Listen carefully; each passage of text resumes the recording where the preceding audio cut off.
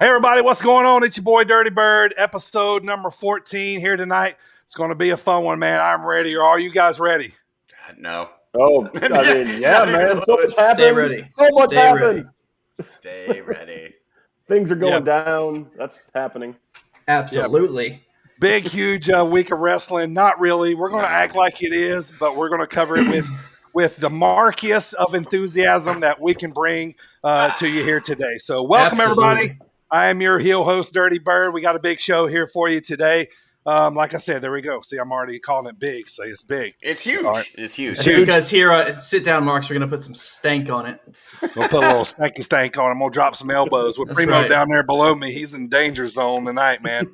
Boom. All right, here we go. Let's get this thing started, man. Let me introduce my host here to you first. The guy directly under me, the co-host from the land of the rattlesnake, Mr. Team Extreme himself, editor and producer of the show, Primo. I'll let him introduce himself as the Sit Down Marks current champion. The reigning defending Sit Down Marks champion. Defending? What defending? In SummerSlam. Yeah. Next up, he is assistant editor and producer of the show, co-host straight out of your mama's kitchen, and he's been known to drop a few biscuits in some bread baskets. AJ, welcome to the show, brother. Hi, Marks. See what I did there? That's from the room. I got it. You're clever. You are clever. Aren't I? Yeah, I'm very clever. That's why we have you. All right, back up for a second time. This time he means business. This time he's back to challenge his brother to a pre-show Punjabi prison match. Big pop, everybody. Michael is back. I like that. That's good. Doing his famous Sabu impression. He's about to meet old peanut butter and jelly here is what he's about to meet. Don't give him the old. That's right. All right, guys, let's get this show underway. But first of all, there's been some warnings that's been going around, about if you don't watch the Sit Down with Marks episode. So we've been delivered a message. We're just going to continue to pass it on to the masses. Big Beef is about to drop some knowledge on you. Here you go. It's the Beefster here, and I'm telling you, you better turn into the Sit Down Marks podcast with AJ, Dirty Bird, and Primo. And if you don't, Beef's gonna have to hit you with that beefy bomb. Tune in, folks. They won't disappoint you. I try to tell you, boys, that beefy bomb. That beefy bomb. He might get Primo. And Primo. Big news for our boy, though, man. Big Beef, Gnarls Garvin. Big news, man.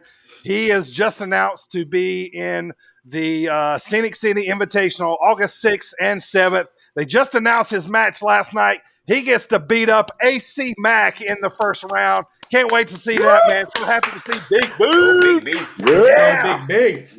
Love it, man. Yes, sir. Glad to see Big Beef in the Scenic City Invitational. All right, man. Let's thank our sponsors here first. The one that you know and love, Rowdy Energy, sponsoring here tonight. Go to my Twitter page. Everybody's got a little different. It's like some sour apple across the board. A little strawberry lemonade. I got a little strawberry limeade. A little strawberry lemonade.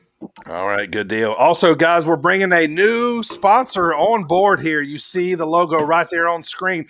By the way, awesome logo. We got a brand new logo right there on screen. You see it. I'm wearing Road Warrior Hawk. AJ's got SummerSlam, or not SummerSlam, but Surfer Sting. Surfer Sting. There you go. Those S words, man. We're gonna get you. Rocking the Darbies, man. We want to thank AJ. Who can we thank for that? We can thank one, Krista Lee Harris, who did our logo for us. Her name's right there in the thing. If you want to go follow her, it's at Krista Lee, Leigh 79. She's super talented and very funny. Yeah, you see it right there, man. We are super appreciative. I love it, man. Yes. Road Warrior Hawk, like I'm ecstatic, man. I love it. Absolutely. All right, rolling on here. Yeah, 1310 Apparel. They are a wrestling-inspired apparel company based out of the UK, and they are coming on board here with us. Primo, tell us, man, what is the code to get 30% off at 1310? If you want 30% off at 1310, you'll have to put in discount code SPORT30. That'll get you your 30%. All right, there you go. Sport 30. Go to 1310apparel.bigcartel.com. Let me explain that to you if you're not looking. 13 is spelled out like a word. 10 is the number. .big, B-I-G, cartel, C-A-R-T-E-L.com. Use promo code SPORT30. We thank them for sponsoring the pod here. We're going to be wearing some of those threads here soon. Mm-hmm. All right, here we go. We know how we drop off, how we start off this show here today as Primo gets his sip, man, as he gets the old throat here ready to go. All right, Primo, kick us off, man. Episode 14, let's do it. We got wrestling history and birthdays today. This day in wrestling history, June 16th. On this day, 1998, Raw is War. I used to love Raw is War. The logo and everything. Raw is War, 1998. Today, Edge, you might have heard of him, made his debut. I believe his name is Adam. Thank you. Adam Copeland. Adam Copeland. He debuted as a we know each other by first crazy, name, unsettled wrestler. They said he had a bright future. I'm not sure what happened, but also on the same night, or the same Raw as War, they had the first ever televised broadcast of a Hell in a Cell match. With Mankind and Kane versus Stone Cold and The Undertaker, ending in a no contest. Of course it did. Yeah, right. Yeah. 50-50 bookie. Yeah, they haven't changed much in the past, 23 years or however. More they change, more stays the same. No contest. Moving forward, 2003 WWE Bad Blood.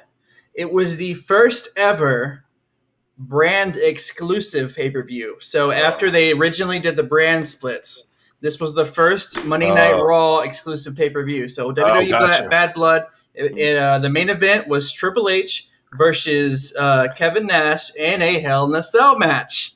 Time to play the game with special guest referee Mick Foley, where obviously Triple H retained his title. That was that run where Triple H held that heavyweight championship, I swear, forever.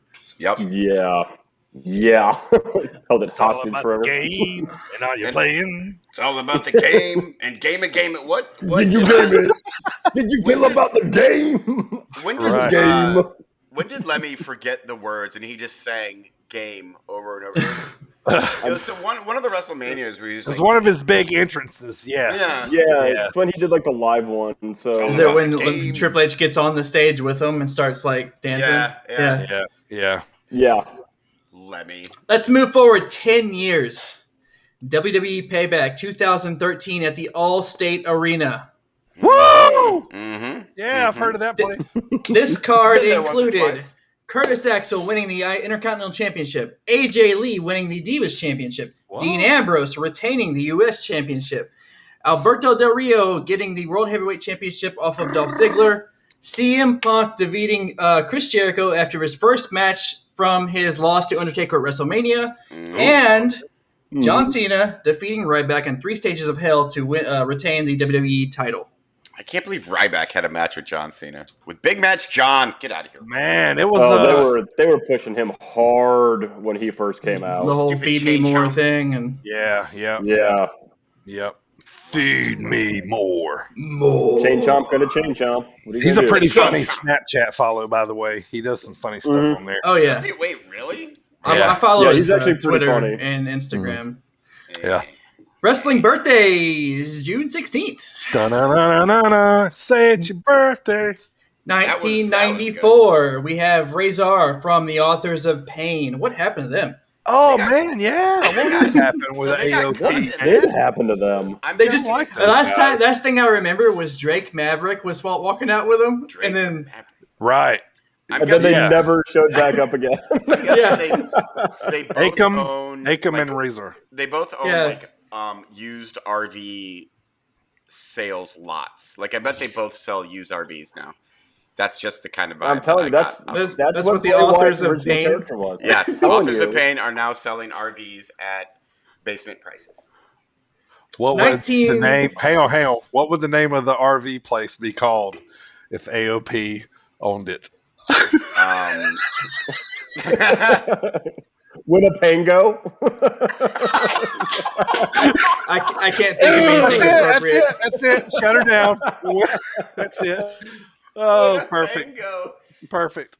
This is Night- why I was you're a trying to guest. come up with something clever. 1963, we had a video clip of him on this show not too long ago. None other than Sandman. Sandman. Yeah. He is ancient. He looks better now than he did in ECW. 63? Oh, That puts yeah, him at, he does. what, 59? Yeah, 59. 50, 58? 50, Math 59 around is there. hard. Nice. 1959, last birthday of the day.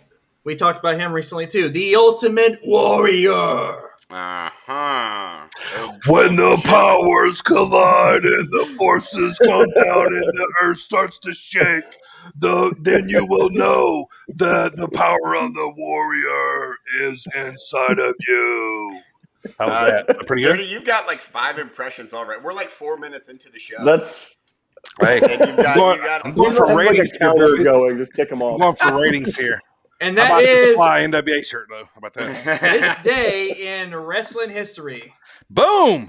My old drinking buddy, Nice. Sam, man. Happy birthday. We had a beer together in Crown Point, Indiana. There was a video from episode a couple ago. It was like Yeah. episode 8. Yeah. We've been buddies ever since. Go He back, texted me watch all the time. Sandman clip. It's good. I mean, but why did you invite that guy who just freaked out the whole time? Yeah, that was hilarious. That was the Hey, best part.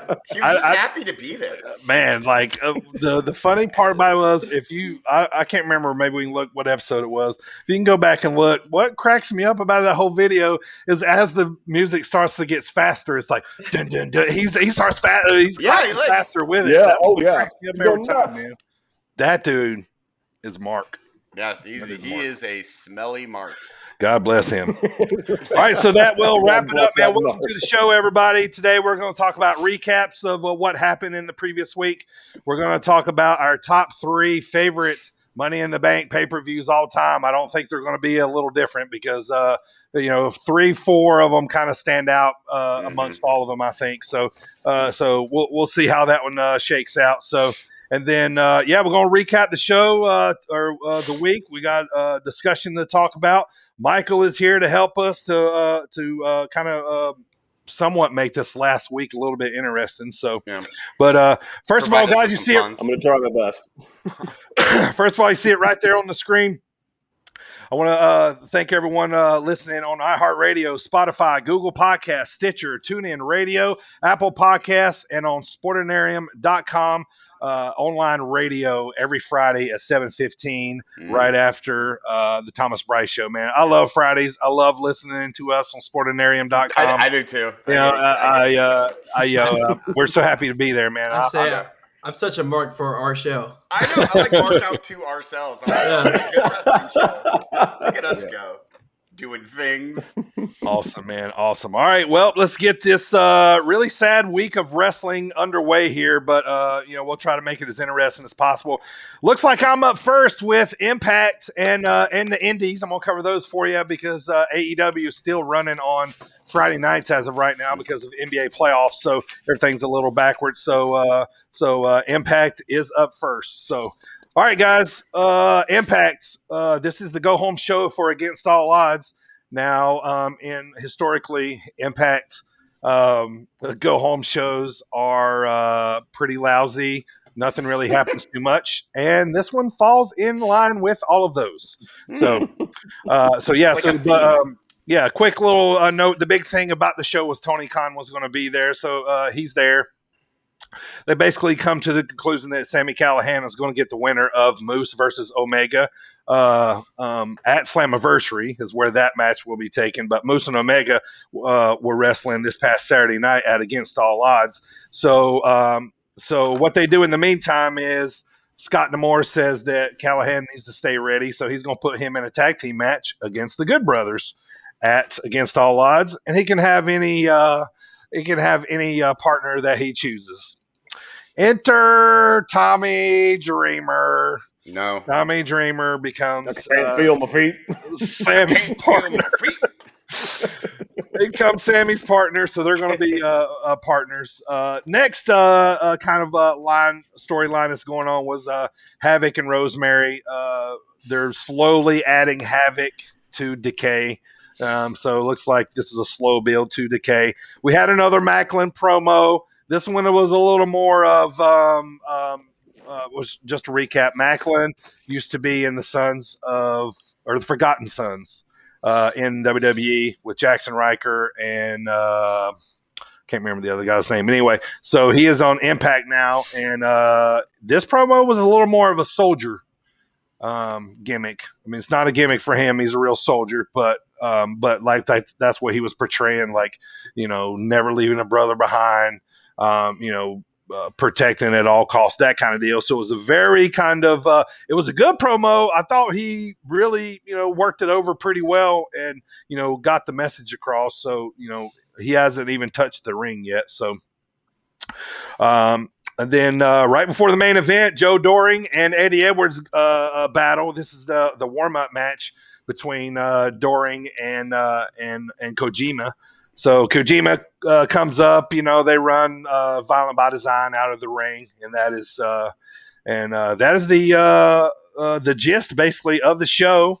Heading into the main event. Morrissey versus Willie Mack. Chocolate Thunder, if you will. Chocolate Thunder, if you will. I always love Willie Mack. He comes out with the pick in his hair, and he just kind of stops and he grabs the pick, pops a little pick out, and sticks it back in and walks. Yeah. It's so funny, man. It's so simple but funny. It is. So anyway, they basically beat the crap out of each other. It's a very stiff match. Morrissey is really showing a nasty side in this match. Chair shots. Basically, it disqualifies. Basically, this is just the lead up to Morrissey versus Swan at Against All Odds. So, basically that's it.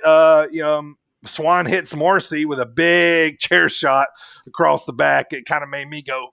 It sounded nasty. Yeah, like it felt like it hit spine or something. It sounded a little. It sounded a little off. So, but anyway, that was the go home show. Like I said, not much happened. They still basically pumped up Moose versus Omega. So, which I'm looking forward to. Moose versus Omega. Yeah, it was. Real quick, when they hit that chair shot, did he do the back roll where he put arms up on his back? Well, he was. Morrissey was getting out of the ring, so Swan was coming across the ring. So it was almost like as he turned around to jump off of the apron, Swan like kind of awkwardly hit him kind of sideways. So yeah, he wasn't quite. It was a weird angle for his back to be there for sure. So yeah. Ooh. All right, quick roundup on the independent scene around here. AAW out of Chicago just announced United We Stand at Bourbon Street. The top matches are going to be Mance Warner versus Fred Yehi for the world title, Myron Reed versus Hakeem Zayn, and Chris Statlander versus Allison Kay. That'll be cool. Yep. Next up, Major League Wrestling. It's on Vice TV now. I don't know if you guys have seen any of the promotions. But did you see who they're bringing on board here? No, I did not, but I knew you knew. So who are they bringing?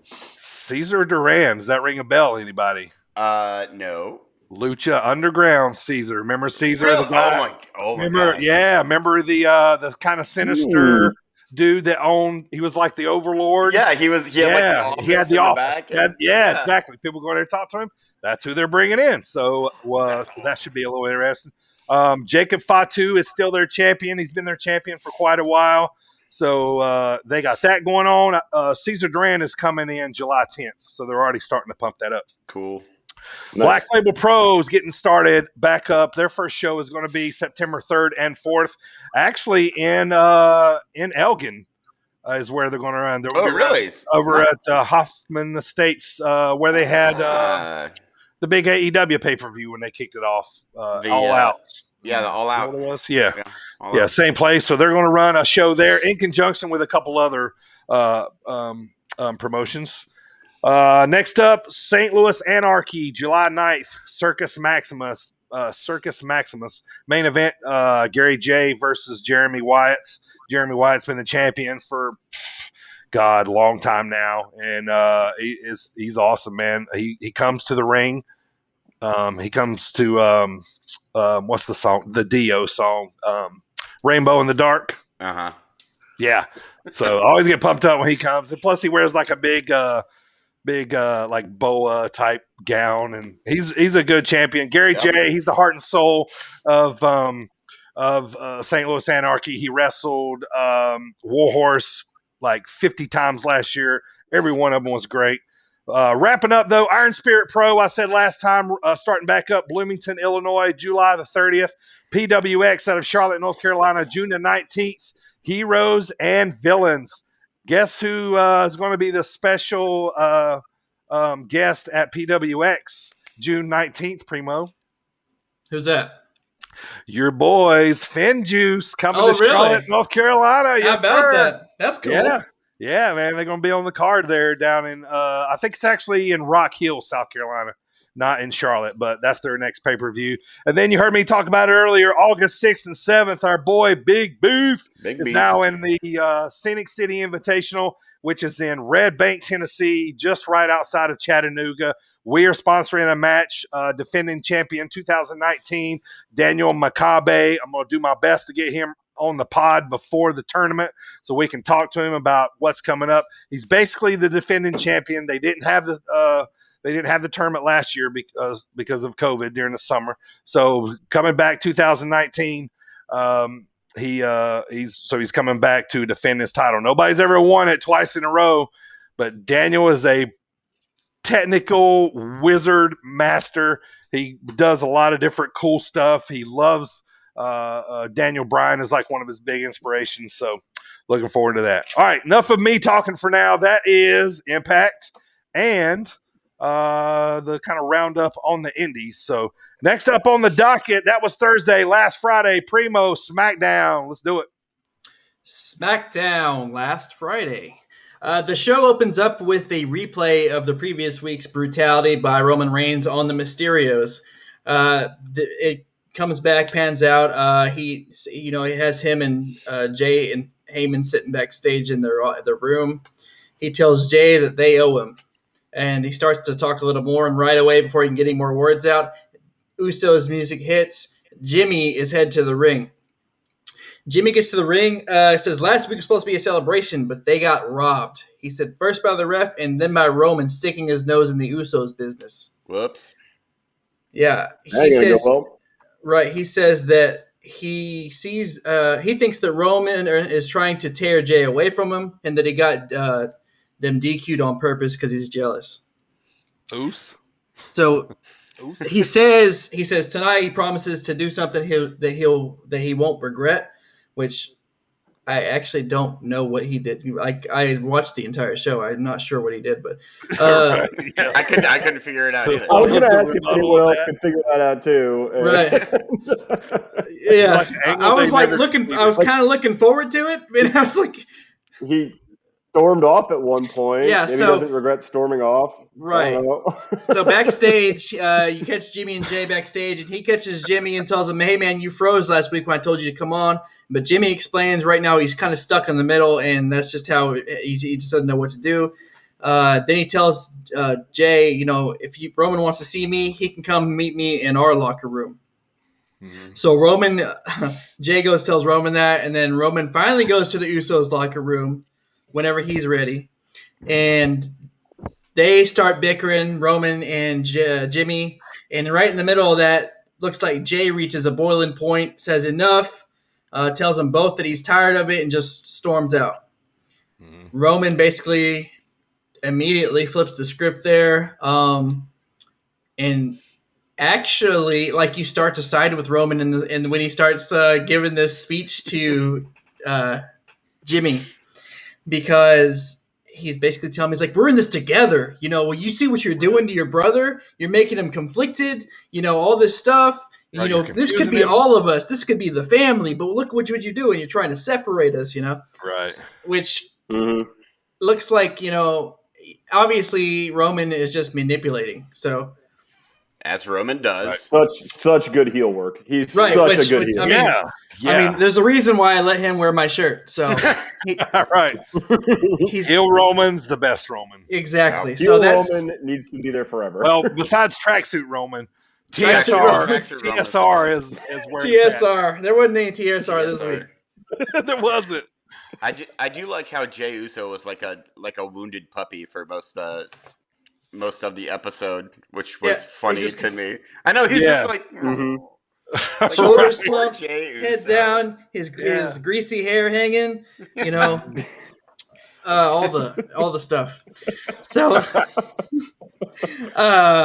all right, moving on. Quick note, I want to say, this is literally, I wrote that down. Quick note with little fire beside it.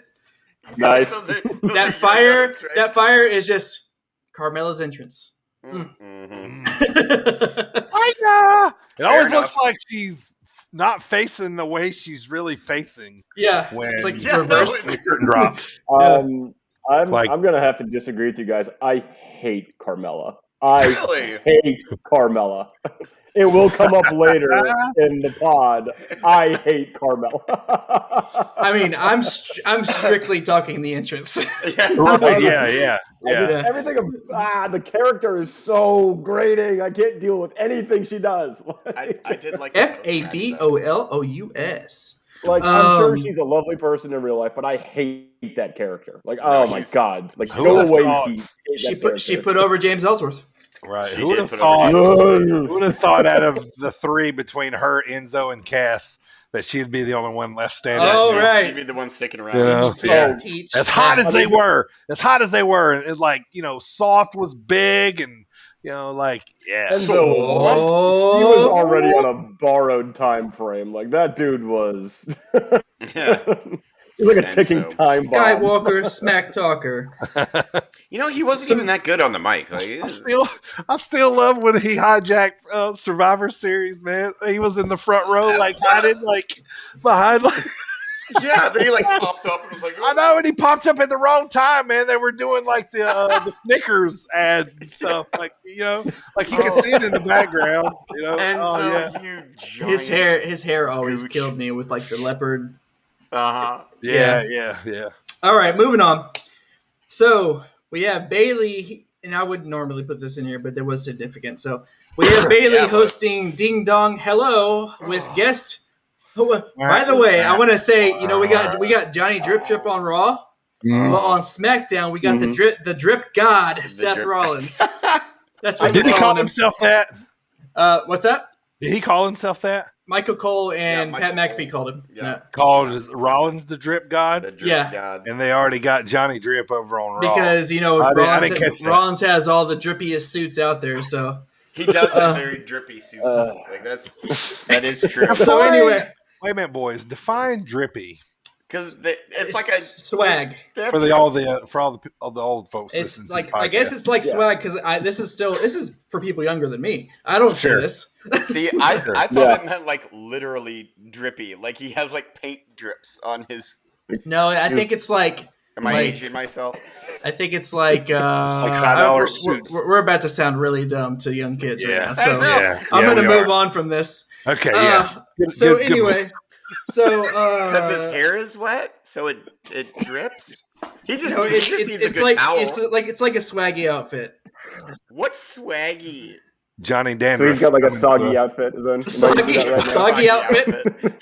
Johnny Soggy. Is he soggy? Johnny Soggy. Soggy. What's that, Sonny? I saw the kids anyway, so I don't care.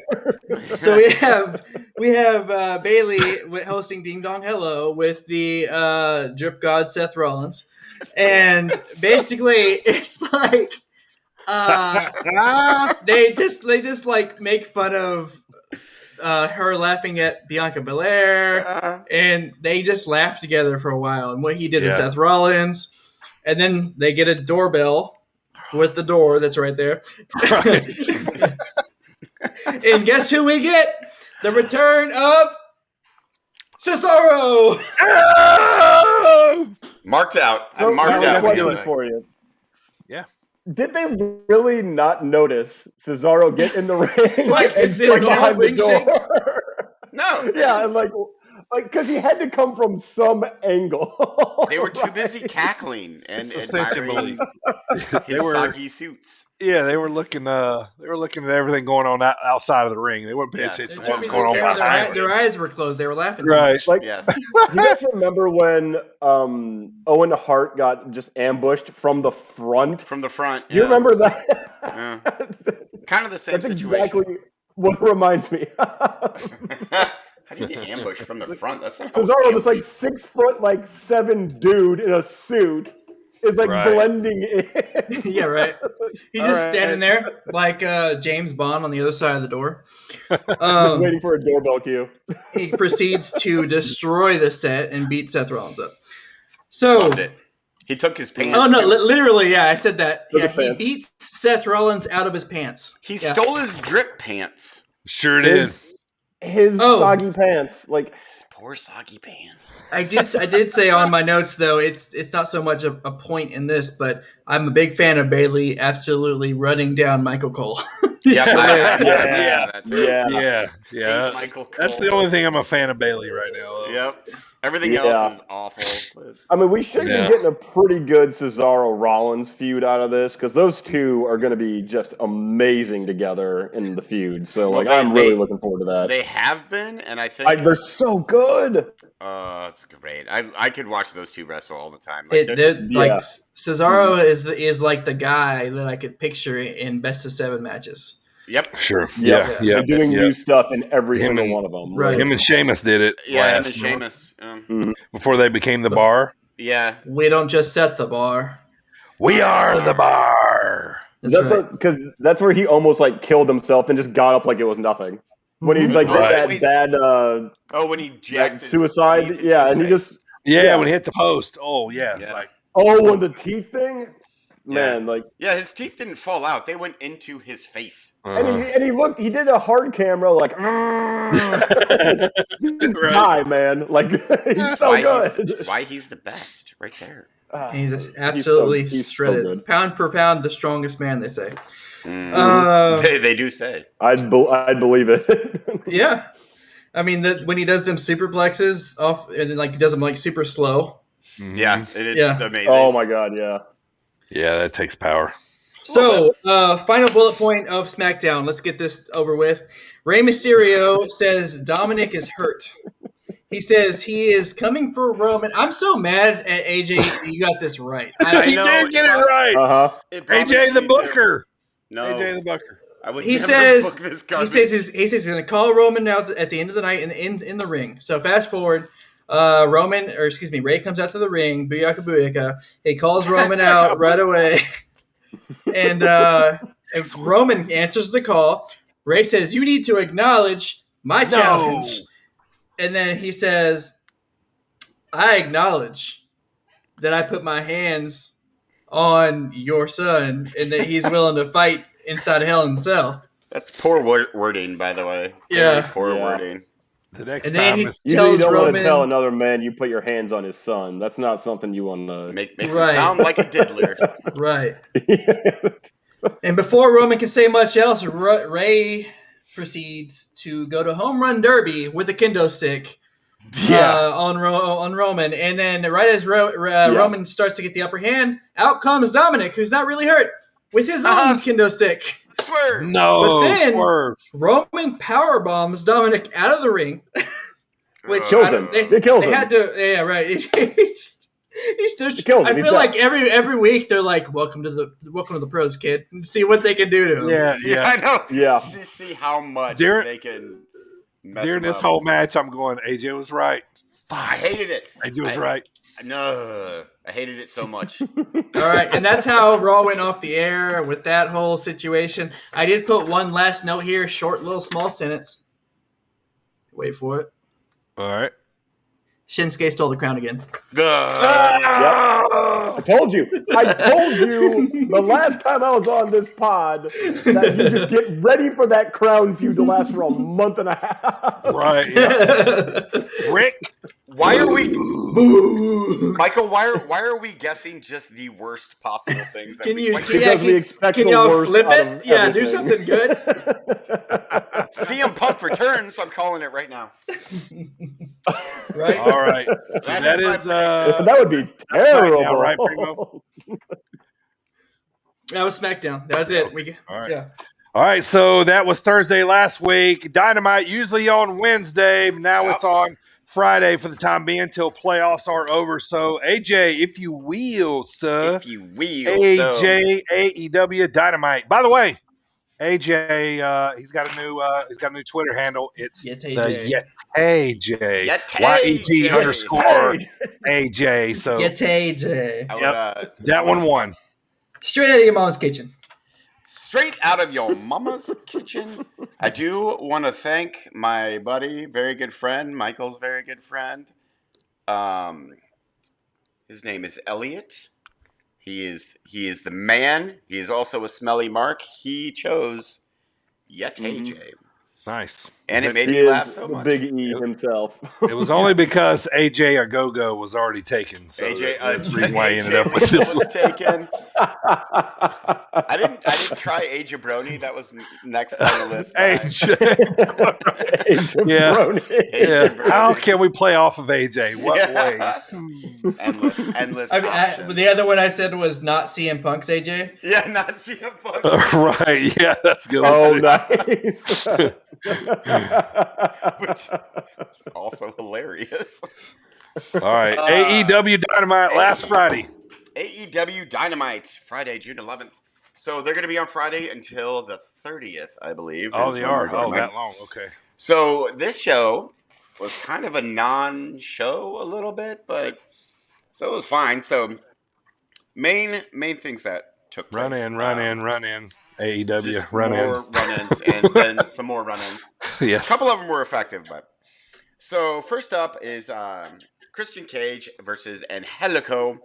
So Money Matt Hardy, first of all, so these two, Money Matt and Cage, obviously have long history. First ever TLC match with the Hardy Boys and Edge and Christian. So they have a history. So it appears that for now the Team Taz feud, thank God, has been dropped for Christian Cage, and it looks like they're going to move into a program with Money Matt. So, anyways, Money Matt hires Angelico to fight for him, basically. So it's a match between Christian Cage and Angelico.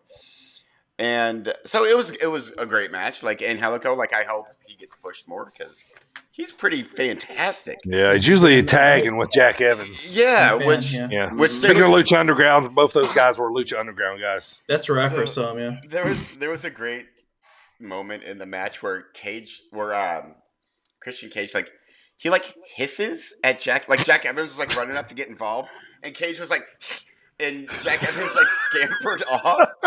It was wonderful. Why would that intimidate you, Jack Evans? Right. You're just I'm gonna come in and oh god, no, I'm changing my mind. Maybe it reminded me of they feed his cat or something. He's oh, I'll be right back, and he took off. He did. He took I don't know. off. So right. The match. So there was another cool moment where this is why they're going to continue this feud with Matt Hardy and Christian Cage. So Cage sets up for the kill switch, and he just stares at Matt Hardy before delivering it, and then gets the 1, 2, 3. Christian Cage, Adam Page, Ethan Page, Brian Cage, Christian Cage. So let me ask you guys something real quick about this. This is something that's always baffled me about Christian's finisher, the kill switch. Besides the top rope entangled double foot stomp, is there a more escapable move than that? Because you just have to pull your hands back out. Yeah, you just have to go. It's nope, not doing it. Sorry, just don't feel like it. Yeah, no. Yeah, really all you have to remember do when is go. Del Rio did the top rope trio woe stomp, and you just have to let go. Just let go. He can't hit you. Right? Yeah. Just one arm let go, and he'll still bend over a little bit. You're a wrestler. You're flexible. His butt's going to hit the mat before your face is. Are you saying that Big Show could bend over and escape the devastating kill switch? Can you match? imagine Big Show taking a kill switch? Yes. Like Kane would take it on the knee. I know that for a fact. Yeah. Big Show would too, probably. Probably wouldn't Lousy Kane. It's such an unbelievable finisher to me. It's so silly, but yeah, it is. And, I like and how he Christian Kane. gets Really he gets him and he does the spin around. And yeah, like he does that weird spin. And really they have to stay interlocked. Yeah, together, maybe, like all the way around. Yeah, but maybe at just this push point, him. maybe at this point in the match, they're so wrestling.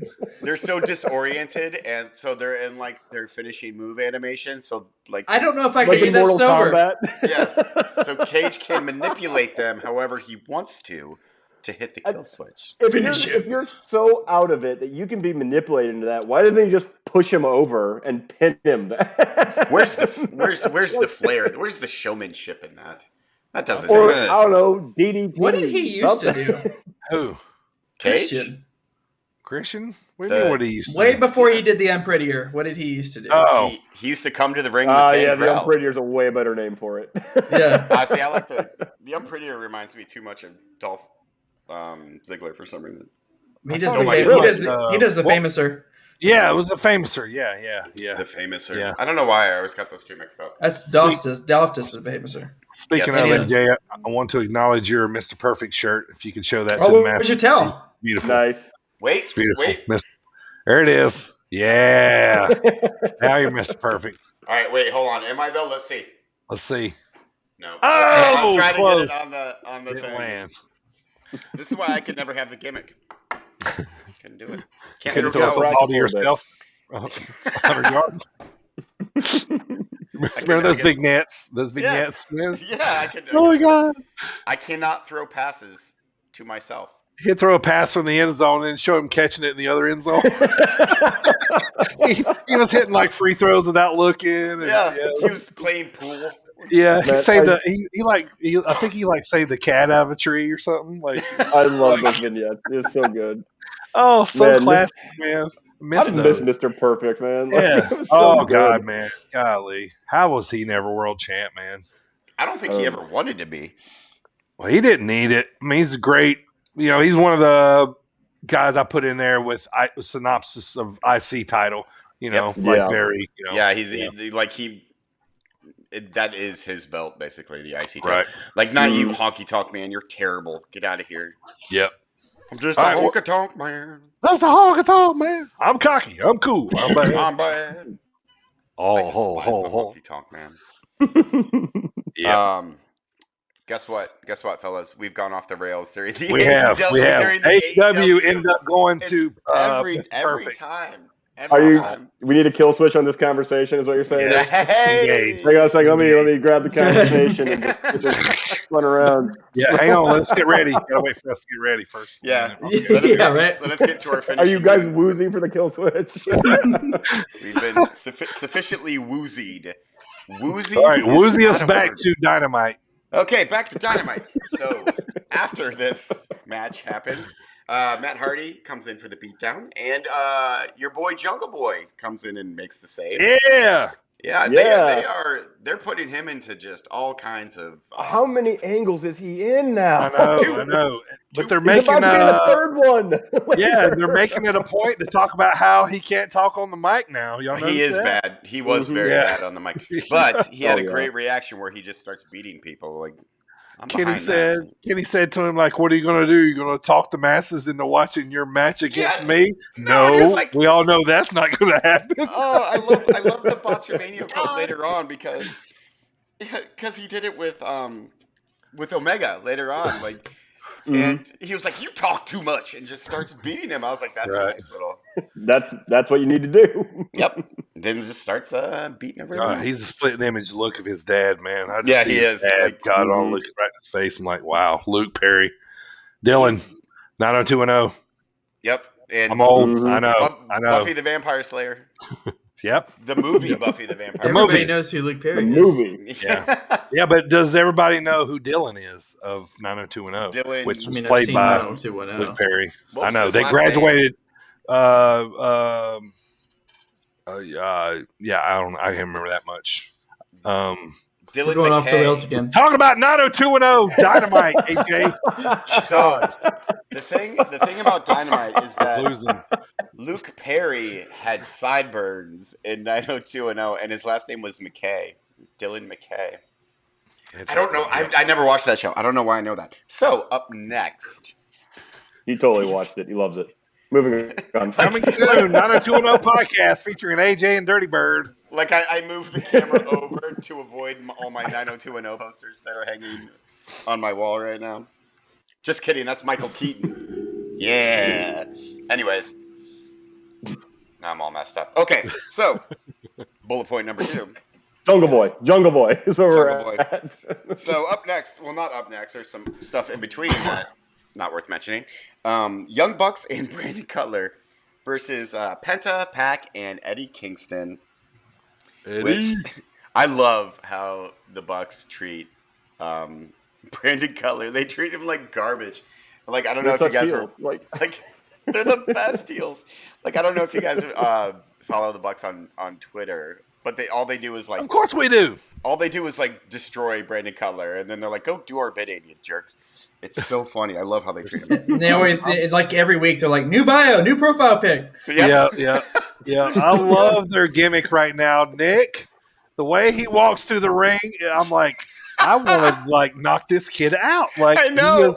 He is doing such a good job. Yeah, like he's I love the Bucks, but they're making me hate them because they're doing so good as heels. Man. They're like too good at being heels, but I love them. So this match was just an absolute spot fest, which you come to kind of expect from a Young Bucks match. But there's a story with Pac too, especially. But there's a storyline in the match which you don't like. You already have like an awesome spot fest, and then you have a story in the match as well, which was how Pac and Eddie Kingston they have a history and they don't get along. Mm-hmm. They don't trust each other, they don't like each other, and then also the other storyline in the match was how much Brandon Cutler sucks, which is just awful. It was great. So like Brandon Cutler, obviously with these 6 guys in the ring. By the way, I didn't do a Cero Miedo count this week. I stopped at 4, and then I was like, okay, I'm done. That was probably before the song even got turned off. It was like 2. It was 2 at the beginning, and then I counted 2 in the match. I'm like, I'm done counting. Yeah, one time he pulled Pac over there to do it right in front of the and Pac is standing behind him like sinister looking. Yeah, making a Pac face, which is awesome. Also, Pac did the Young Bucks pose. Did you guys see that? Oh yeah, that was great. It was great. So like no, like to the surprise of no one, like Cutler took the pin because of course he took the pin. Of course he did. Yeah. And then speaking of running, Frankie Kazarian comes out and continues his elite hunting storyline, which I still like actually. I like that storyline too. Just because I like Frankie Kazarian so much, I like the elite so much. So, but again, it wasn't real. Elite, the elite. So up next, not up next, but the main event features Hangman Page and 10 from the Dark Order versus Brian Cage and Powerhouse Hobbs. First of all, Adam Page. I hate the FTW belt. I hate it. I hate everything about it. Maybe it's because I don't like Taz, but it's kind of like the $1 million belt, man. It's an extra gimmicky belt. It is not. I mean, it's not even on the same level. No, it's not even on the same level. No, but it was FTW. Like it was supposed to be edgy and. It's like the Internet Championship that Zack Ryder came out with. Mm-hmm. Except for letting him bring it on TV. Go away, T. And I can't get behind Brian Cage. I keep trying to, and I was like, I don't like his chops. I don't, not his like chops, but his sideburns. He's Swolverine, man. He's the Swolverine. He is a roidy Magoo, is what he is, with his big old roid belly, barrel chested piece of Brian Cage, that's YET_AJ.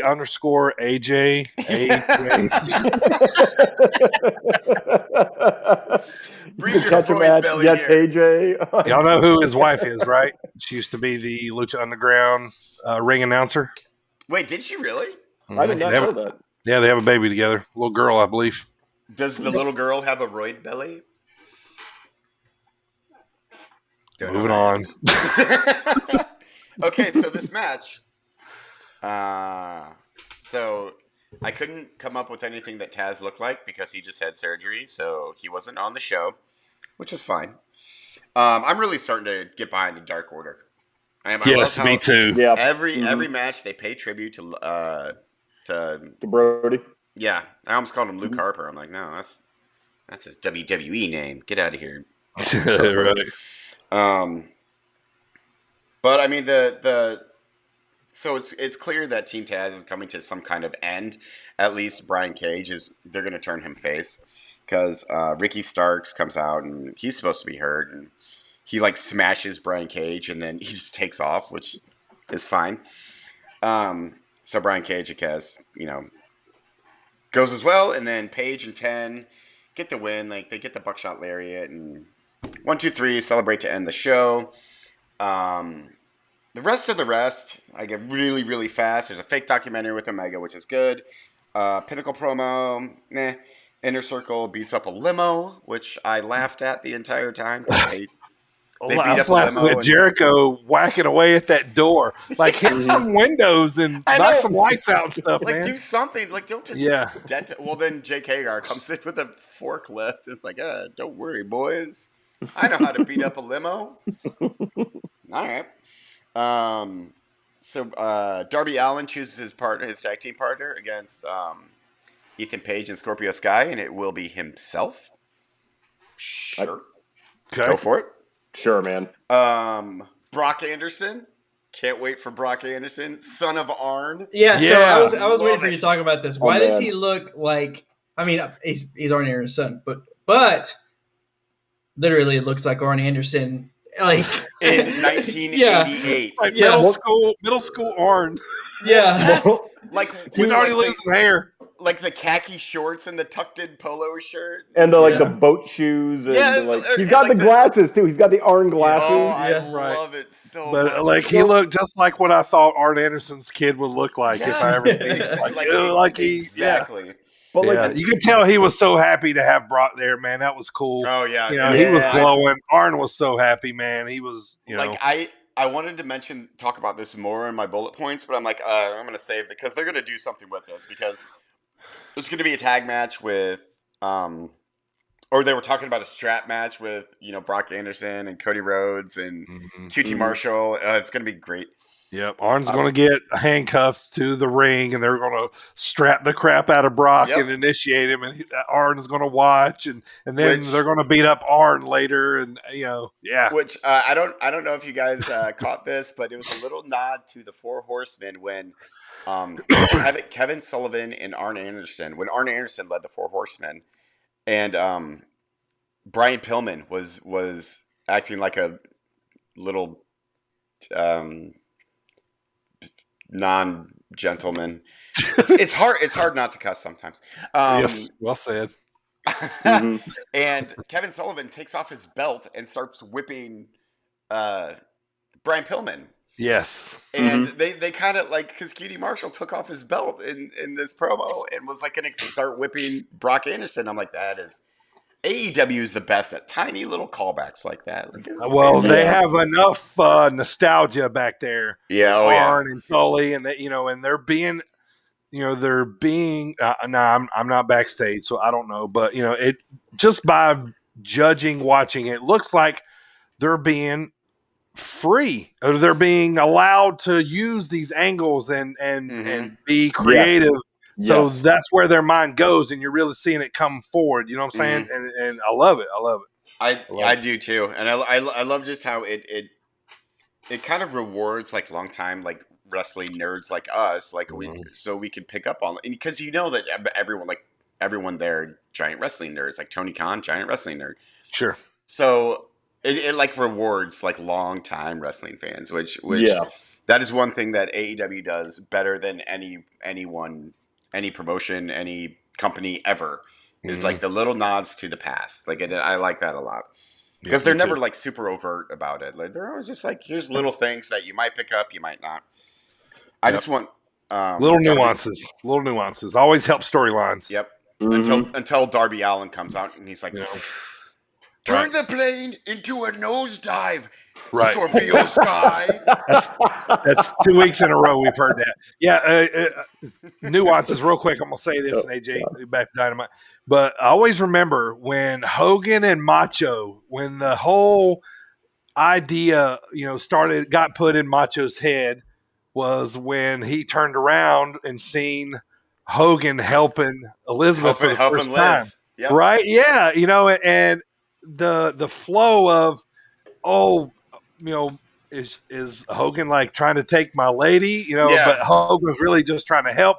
So, like little nuances of just stuff like that always add to storyline, and like that small little look ended up being a big angle in the Mega Powers, and all that stuff. Just, it was just like a small little, when he looked back and he seen Hogan, and Hogan was like trying to help up Liz. Yeah. Yes, man. Yeah, good stuff. I love it. That was awesome. Wrestling. So to round out and end AEW Dynamite, something with Jude Cargill, sure. Squash with Lance Archer, sure. Nyla Rose beats Layla Hirsch, sure. And Britt Baker says some things. And then that was the show. Yep. Very long. Not much happened. Did you talk about Miro's match? Oh, no, I skipped Miro's match. So Miro... How dare you, sir? I know. Miro, he tapped out Evil Uno, which I meant to mention when 10 was wrestling about how the Dark Order is kind of... I'm really getting behind the Dark Order. This is Evil Uno was kind of fantastic in this match. I mean, obviously not as fantastic as Miro, because Miro's the man.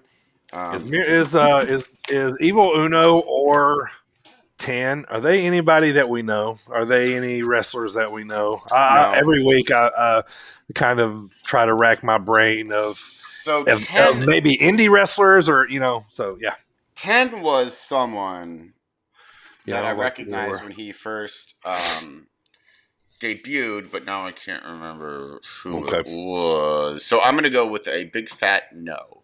Okay. All right. Is that Dynamite there? That is Dynamite. Pretty mediocre show. Couple of really good angles. Bing, bong, boom, and out. All right. Next up on the list, last Saturday night was Impact pay-per-view Against All Odds. I'm going to give you those results real quick, and then we're going to go to Primo to do NXT pay-per-view in your house. All right. Against All Odds was live on Impact Plus Saturday night. This is how the matches went down. Sammy and Tommy Dreamer beat the Good Brothers when Callahan basically got the bat out and clean house, and they ended up winning the match. Joe During beats Kojima by a pinfall. So During takes the win there. X Division 5-way number one contenders match was a no contest. Morrissey and Swan. Morrissey won with 3 nasty power bombs. So he takes the win there. Next up, Tennille Dashwood defeats Jordan Grace. Fire and Flava retain the women's knockout championships. Violent by Design versus Decay for the tag team titles. Violent by Design retains by pinfall. Deonna Purrazzo versus Rosemary. Deonna Purrazzo won via pile driver on Rosemary, so we don't see that. It always interests me when I see somebody do a pile driver now versus back in the old days. So all right, so main event was Kenny Omega versus Moose. So the match starts out, they're kind of filling each other out. It's a pretty good match back and forth. Omega is when the match starts breaking down towards the end. Omega gave Moose. I don't even know how many, but a lot of V triggers. Put it that way. And then, but probably the best match of the best move of the night, man, was Moose and Omega was up on the ropes. Moose kind of wakes up and runs and jumps up there and grabs Omega, and they do a beautiful Spanish fly. It's like one of my favorite moves in wrestling. Yeah. Yeah, so it was a beautiful Spanish fly. And then so the ending of the match, Moose spears Omega into the referee, knocks the referee out. The Bucks come out.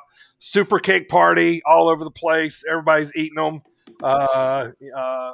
Moose takes the one-winged angel, and still your Impact champion, Kenny Omega. And it looks like as of right now, it's going to be Omega versus Sami Callihan. Oh, that's going to be Slammiversary, which is crazy to me, just because they kind of come to two different worlds. So, but anyway, that was against all odds. The next pay per view is Slammiversary, mid-July. All right, Primo, NXT in your house from last Sunday. You got some talking to do here, man. Yes, sir. Let me talk to you real quick about NXT. That's right. LA Knight. Let me talk to you. That's right, buddy. So we got the winner takes all 6-man tag, a tag team match, playa. Bronson Reed and the North American champion and MSK, the tag team champions, versus Legado del Fantasma, and for a winner take all match. It was a good match. I don't have much to say on it other than bless you, or excuse. I don't know if that was a sneeze or not. Sneeze or a cough. I couldn't get to the mute button. It's fine. It's fine. Or the old snuff. It just startled me. Primo, you really were like a scared cat. You just went. Sorry, man. No, you're good. Anyway, Bronson Reed and MSK retained their titles. That's one thing I will say. There was a new champion crowned, but there were no titles exchanged throughout the entire night. Yep. So Raquel Gonzalez defeats Ember Moon. Mercedes Martinez beat Xia Li. But after the match, she started to attack Xia Li even more, and Mei Ying stands up from her chair and chokes Mercedes Martinez and throws her down. Apparently she has superpowers. She does have superpowers. She's a supernatural force that's Hulk Hogan, like 2 feet shorter than Mercedes Martinez, but twice as strong. Yes. So then we have the new Alexa Bliss. Yeah, right. Yeah. No, please no. Oh, we'll get to it. Oh, it's coming. Is that on my list? Anyway, no. So next up was my most anticipated match. You know what happens? You know what happens, boys? You know what happens when you put Alexa when somebody Bliss on says the list? I heard somebody say the list. That means pins get to clicking. We got Cameron Grimes versus LA Knight. Let me talk to you about the $1 million matchup. I enjoyed it. It was great. It was my favorite match of Takeover. Yeah, I'm also a mark for ladder matches anyway. So, and it was cool because the stipulation was whoever wins gets to be the new $1 million champion. They get the actual $1 million championship. Ted DiBiase was there with all of the Brinks security guards he had with him, and so they're looking tough.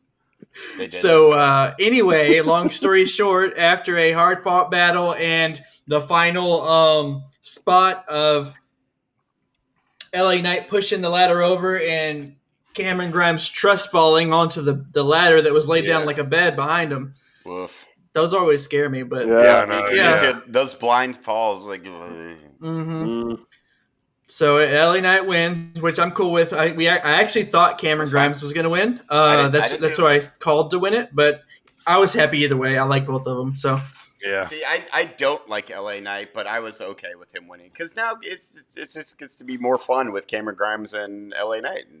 Right. Yeah. Also- well, that's not over. That's not over. No. Well, we'll get to that. So is that the original $1 million belt, or is that like a replica? A replica. That's kind of what I was thinking. There's no way, right? Yeah. Like no, how there's no could way. they still? It's a they- replica. The original was plated. This one seems like it's like bedazzled or something. Bedazzled. It looks bedazzled. And be honest. it's like not meant to. It's not meant to go around the waist, right? Because it only gets thrown over the shoulder, Sure. Yeah. or gets held like the NWA championship. Like Right. Yeah. Like. Yeah. Yep.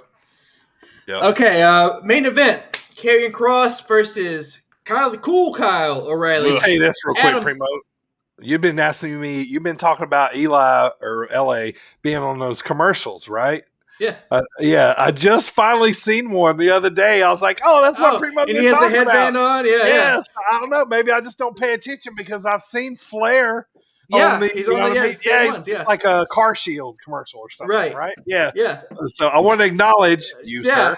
That was. I appreciate that. Yeah. Yeah. You're welcome.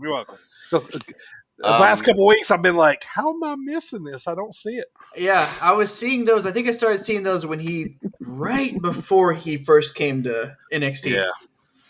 But anyhow, so main event: Karrion Kross versus Cool Kyle, Adam Cole, baby, Johnny Wrestling, Johnny Gargano for all you marks out there, and Pete Dunne. So it was Cruiserweight. The Bruiserweight. That's right, the Bruiserweight. For all you marks. Sorry, I need to put some respect on his name. The Bruiserweight. Respect. Back on it. So that match was everywhere. It was in the ring, outside the ring, up on the stage. They put Karrion Kross through the door because it was in your house pay-per-view. So the wrestlers would literally open the door to come out. Yeah. So they put Karrion Kross through that door, making you think that they got rid of him, even though we know that Karrion Kross is there. They make Karrion Kross this big ultimate beast, which I just so he's cool. I don't mind Karrion Kross, but there's two things I don't like: the fact that he's suddenly defeating everybody that's ever been great on NXT. Yep. Yeah, they're making him a world beater. And the gladiator skirt. Those two things. Yeah. So yeah, He's a Spartan. He's a Spartan skirt that he wears. He actually wore it during the whole match this time. So I thought usually he takes it off for the match. I didn't like it. Like normally I was fine with it, but yeah. Anyhow, at the end there, Karrion Kross retained the championship, and that was the end of Takeover. TikTok, boys, TikTok. Really, really quick. So that is a replica of the $1 million belt. Guess who has the original one? Oh wait. Virgil. It's got to be Virgil. Meat sauce. It ain't meat sauce. Nope, it is not. I'm going to say Steve Austin. Yeah, good guess. Good guess. The ringmaster, Steve Austin. Steve Austin has it? Has the original. Yeah. Wow. When they brought it back the first time, when they gave it to Ted DiBiase Jr., I just looked it up real fast. That was a replica as well. But the original one is in possession of, or Steve Austin is in possession of the original. That was something I was a fan of, by the way. Or was it plated? Because I thought it was plated. It was plated, like the first one. Gotcha. Okay. Like it was cubic zirconia and gold plated. Otherwise, it would literally be $1 million belt. Right. I thought it had a Mandela effect thing going on there for a second. It's the Berenstain Bears. Speaking of Ted Jr., I really enjoyed the tag team of Cody Rhodes and Ted DiBiase Jr. Yeah, little legacy tag team going on. Legacy. Yep. And of course Randy. But yeah, Randy. Mm-hmm. And don't forget about McGillicuddy too. Oh, of course. Curtis Axel. Curtis Axel. Oh, I said his name earlier on Payback, didn't I? Yeah. Former IC champ. Yep. Yeah. Former IC champ. All right. That was Takeover. Next up, we had Raw. Do we have Raw? Primo will just briefly go through it. Go ahead. All right, so that was Raw. All right. So show opener. I can take care of this for you, Primo, real quick. Hang on, you ready? Here's my sum up of Raw for you. There you go. But it did have some redeeming qualities. I will say this: there are okay. I'm just gonna read what I put on the paper here. Yeah. Show opener. We show a clip of Nia Jax and Alexa's playground. Nia Jax and Alexa used to be best friends back in the day. We all know that if you ever watch wrestling. Nia challenges Alexa to a match tonight, which means Alexa Bliss back in ring action confirmed. But also she tells her that Shayna will see her at Hell in a Cell. So Alexa returns to the ring. Cool. That's awesome. I like that. She wins by DQ due to interference by Reggie. Oh, there we go. But then she puts him under a spell, which I actually thought this a hoodoo spell. It was the week that she had Reggie on the playground. I originally was thinking, is she going to turn Reggie? Is Reggie going to slowly become like one of her little acolytes or something like that? Yeah. Did we talk about LA Knight turning on DiBiase? That's NXT. Yeah, that's NXT. Oh, my bad. Yeah. Sorry, it's ran all together. Spoilers. Yeah, right. Yeah, spoilers. Making the Mark's ears bleed. Remember when real quick, Reggie is James Ellsworth 2021. Right? That's true. This is him. This is Reggie. Come on. Reggie is way more athletic. He can they do the updated spin him with his chin. It's great. Yeah. Also, Reggie has a chin. Reggie has a chin. Yeah. So real quick, no chin music. Remember that? Nia Jax comes down. It's like we were friends, but like they spent your entire like grouping with Alexa Bliss just body shaming you the entire time. Right. Didn't they just use the fat shame? That turned into a feud. Yeah. Off of that. Yeah. And Nia Jax the whole time was like, "We were friends. I want that back." It's like, what the hell's wrong with you? Alexa's like, I don't remember it that way. Yeah, no, that's not how I recall that particular. Right. I treated you like garbage, and then you got mad. Remember? Yeah. Then you hurt your butt. On Whatever. the apron. So next up, a little note here. Evolution has begun. Oh my god.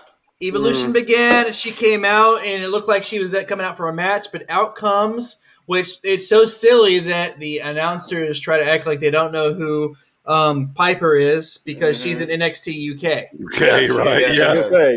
She's part of the brand. Right. Like she's signed to the company. Who is this mysterious woman? And they're just like, who is this? Who is Whose side is she on? But my favorite part was when she wins. She wins, and Eva Marie goes, and winner, Eva Marie. I kind of like that a little bit. Man, she's in shape, huh? She's fit. ripped. Holy crap. Well, let's see. She has done nothing for years while on contract, so she better be in shape. Yeah. Well, she became a fitness model, and she's got her own sunglasses. She's on her own sunglasses line now too.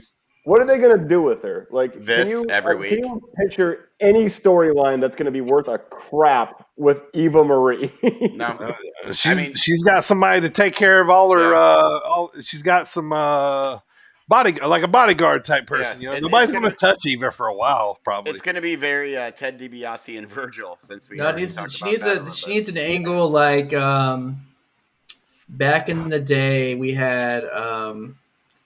Dang, what is his name now? Oh, it's Sam Shaw. What's his name back then? Sam Shaw. Sam Shaw doing the creepy thing with when he was being the stalker in TNA. Except if we did that with Eva Marie, it would like bring interest to a storyline with her. Something where it's like she's being, because people are gonna like fanboy over her looks. Sure. So they'll play on that. But anyway, no, I don't see anything interesting coming out of it other than nor do I. Her looking pretty and Piper Evans winning. Like that's and Piper. I'm okay with Piper Evans being on Raw and winning a bunch of matches Piper and coming Evans? off like a dominant wrestler. Right, I'm totally fine with that. I love how she was like, "Oh my god, I won! Oh my god!" But then she's good. She's real good. She's good, man. Yeah, she can move. Yeah. Yeah, the whole thing was just like with the Monday Night Raw announcers, like, who is she? Who? Oh my God. So I'm just like, you guys should get a new job if you Yeah, don't know right, this. yeah. One, it's on your script right in front of you. Just We put it know she's down. Piper, right? Yeah. Two, Right there. are you really telling me you were at like production meetings all day and walking around backstage getting ready for the show? You didn't see this woman and be like, I wonder who that is. No. You told me that didn't happen. Not when you were at catering, not when you were just kind of doing through the halls. None of it. Nope. She was hiding the entire time. All right. Wrestling. So last little thing, and I'm only going to talk about it because I have to talk about RK Bro every week. Honestly, there wasn't a whole lot to do with RK Bro this on Monday, which probably was why Monday sucked even worse. Yeah. So RK Bro defeats New Day, so that's good. But Randy still won't do the pose with Riddle yet. I do like so Randy Riddle's so amped up about the win. He grabs Randy's hand, he has it up in the air the whole time. Randy's looking like I swear the whole time Randy is with Riddle, he is this close to snapping on him. Yep. Like he wants to kill him. Entire time. It's like he wants to kill him. Like I hate you, little brother. It's like every time he's with him, he looks like he is just a hairline from just absolutely ripping Riddle to shreds. Yep. But which he will eventually do. Right. And then there's going to be a big blow off later. And then I also put in there, speaking of New Day, he had MVP chirping in Kofi's ear again about telling him he's wasting his time with Xavier. So that's basically Raw. He's telling the former WWE champion and longest running tag champ in history that he's wasting his time. Yeah. What the hell are you talking about? And also, he's like, you want to wonder why you haven't been been WWE champion again? I'm like, that wasn't that long ago. Yeah, no, that was a year ago, right? Yeah, that was a little over a year ago. Yeah, it was at WrestleMania before last. Yeah, it sounded like it was at the start of his career, like 10 years ago. Like it's not right. recent. The only one other thing I want to say real quick is, what are they doing with my boy Jeff? I don't know. They just so a couple things. So he did win over Cedric. He lost to Johnny. He lost to Johnny Drip Chip. Yeah, that's fine. Him and John Morrison have had legendary matches throughout Morrison's career. Yeah, they fought over the IC title several times, stuff like that. Ladder matches, all works. But I also want to say, I think he lost last week, and then I also saw a commercial that he was on Main Event. Yeah, he was on Jeff Hardy is on Main Event. Is that still a thing, Main Event? Oh, yeah. It's only on Peacock. Primo's point, Bird. Right. Yeah. Is that still a thing? Former world champion, WWE champion, one of the best tag team wrestlers in the entire history of wrestling, and you're putting it on Main Event. On a Main Event, yeah. And he's jobbing to new guys. But and you got Screechy Cedric coming out, but he did win over Cedric. So he did, yes. But all right, my rant's over. Raw's done. We're done. We can move on. No more Raw for another week. NXT from last night, probably the best show, and it really wasn't even that good. It was okay. Yeah. But it was the best show out of the it was the best show across all promotions. It was, including the pay-per-view, I might add, including In Your House. All right, Primo, NXT, man, and let's get to the dropkick discussion. All right, man. Let's real quick. Show opens up. Okay, reverse back to TakeOver. One thing I didn't say, the very last thing they showed before they went off the air was Regal talking about how the chaos needs to end, and he's got basically a solution to all this. Sure. Fast forward to now. A show opens up with him coming out to the ring. Basically, they're saying all sorts of changes are going to take place. The announcers, Beth and Bad News Barrett, they're like, I wonder what's going to happen. I'm afraid of them. William Regal comes out. Why does he come out to no music, by the way? Because he's too much of a Regal man. needs no music. He needs the normally does. If you up on the screen, like they were showing his package. His graphic, I saw the graphic. Yeah. He just has that deep bass music that he has. Yeah. Anyway, he gives an emotional speech where he's crying and he's talking about his NXT journey and how hard he's worked and how he's helped bring the company to where it is today. he says that with all the chaos that's been going on, he's giving everything that he could, but he doesn't think he's capable of giving it to NXT anymore, and he believes that NXT deserves better. Out comes Karrion Kross. Kross says he knew it would happen, he just didn't know when. Then he calls Regal pathetic. He tells him that he tells Regal, he says, say I was right, and that and just leave and never come back. So he starts basically getting in Regal's face about it and shouting at him. Out comes Joe. Samoa Joe comes out. Samoa Joe arrives. Obviously, Joe. Yeah, Joe's gonna kill you. Everything. I do too. It's the best. And the beat just allows for that crowd interaction. It's the best. And like always, he like walks through the beat too. It's like doom doom doom doom. Yeah. Yeah. So good. How much cooler would that have been if like they kept it somewhat of a secret? Like obviously everyone knew it, like at least smarky smarks like us knew about it, like right when it happened, like. Right. But how cool would that have been if like they managed to keep it secret? How you keep it secret at this in time? A live crowd? Yeah. Oh, the pop on a live crowd would have been massive. They only had to wait 1 month. Yeah. Anyhow, so Joe comes out, says Regal says that he would like Samoa Joe. He's going to step down and let Joe be the new GM of NXT.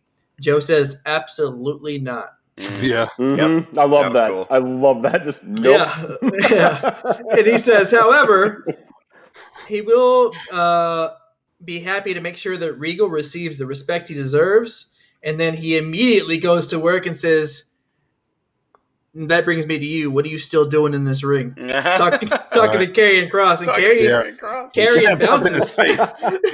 Karrion's like, all right, bro. And just leaves. Yeah, so good. Yeah. So, which obviously that put a little seriousness behind it. Put a little weight behind Samoa Joe there. Yeah. And then backstage, you see some chaos immediately between Cole and Cool Kyle. I no longer call him Kyle O'Reilly. Yeah, no, it's Cool Kyle. Cool Kyle. Cool Kyle and Cole, they're backstage brawling, being separated by Rent-A-Cops, and basically what happens is Regal's like, oh, we're going to sell this with an unsanctioned match, and at Great American Bash, I need your answer. Give me an answer. Adam Cole doesn't give him an answer.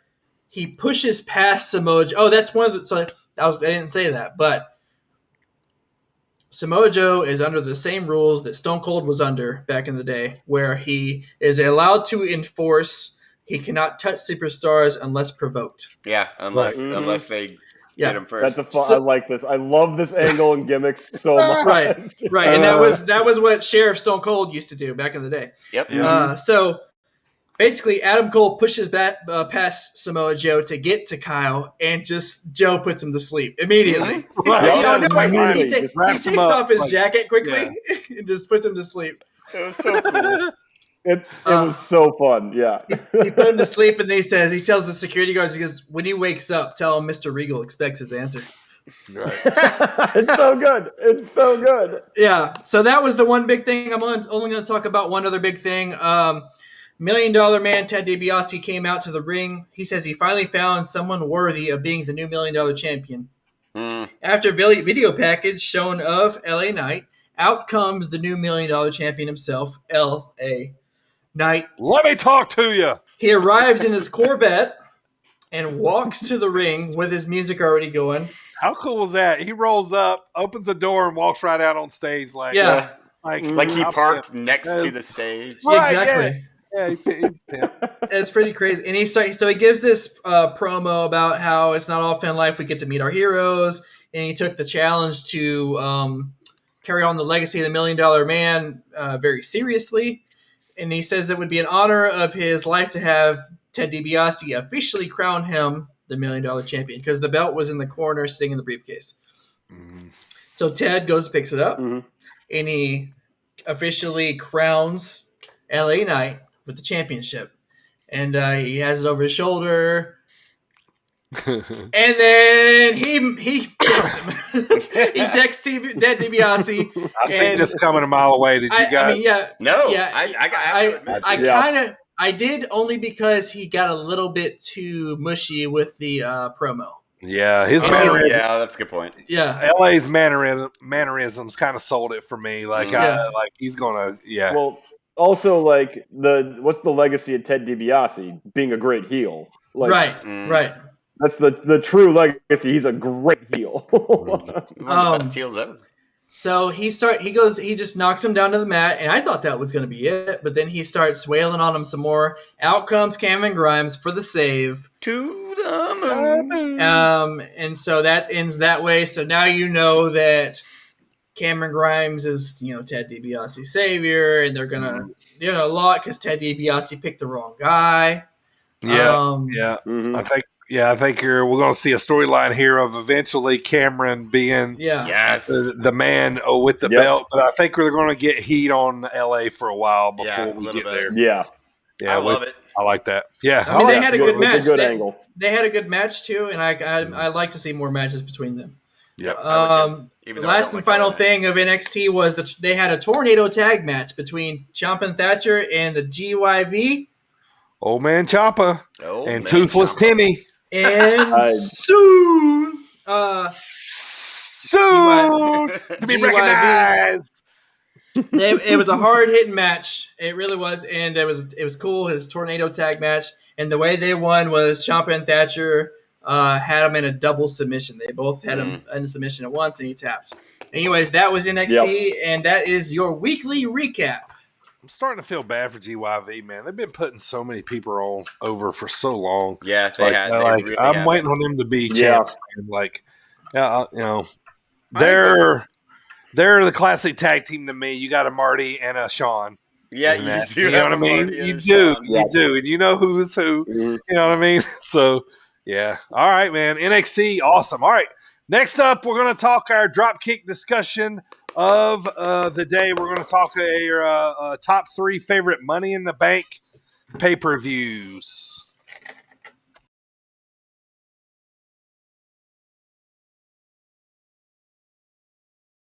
All right, so top 3 favorite Money in the Bank pay-per-views. This is basically our the pay-per-views that you like. We're going to talk about the matches that are on the pay-per-views, why we like them. I said earlier, we're probably going to have some similarities here. So let's get started at number 3. Michael, who do you got, man?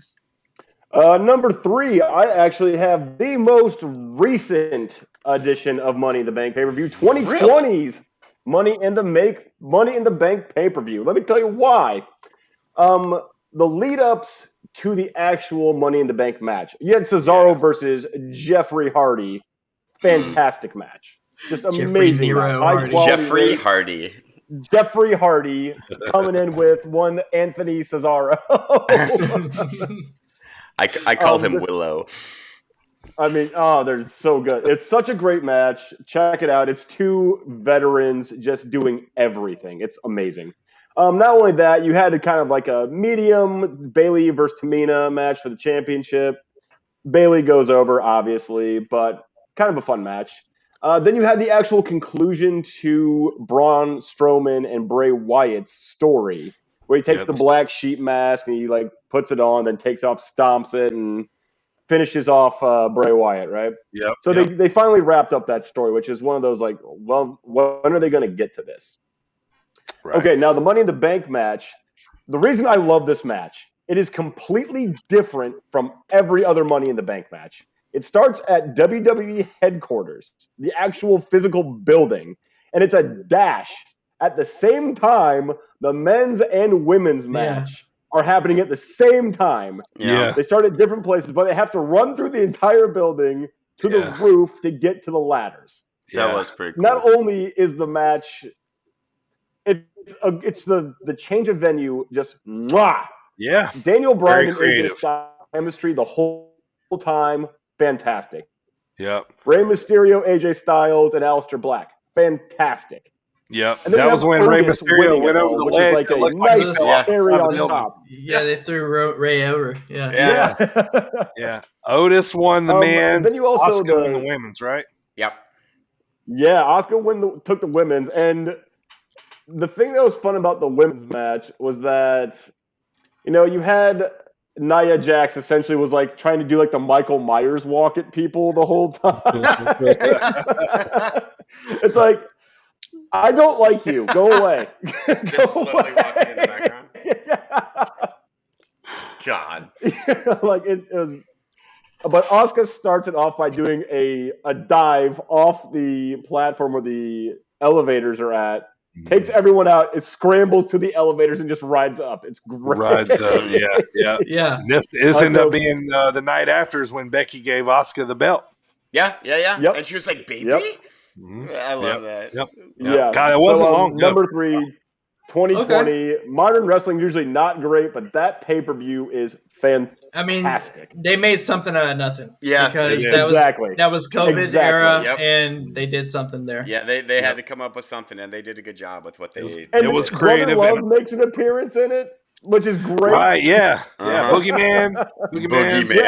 Yeah. Yep. Like, all right. Daniel Bryan and AJ Styles are fighting in Vince McMahon's office at one point. He looks disappointed at them, and that's it. Right. Yeah. I liked what they, different angles and stories they did with this. All right, Primo. What about you? Number 3. I have 2014. There's 2 ladder matches there. We got one for the briefcase and one for the vacated WWE Championship. It was vacated because Daniel Bryan was injured. And this is the Money in the Bank where Rollins won. Yep. And he went on to WrestleMania to get his first title. Yep. So that's it's historical in that, right? John Cena won another WWE Championship. Okay. Yep. And 2 big matches on that pay-per-view too. What's that? There was 2 big matches on that pay-per-view too. I have the one that I have was Usos. Yes.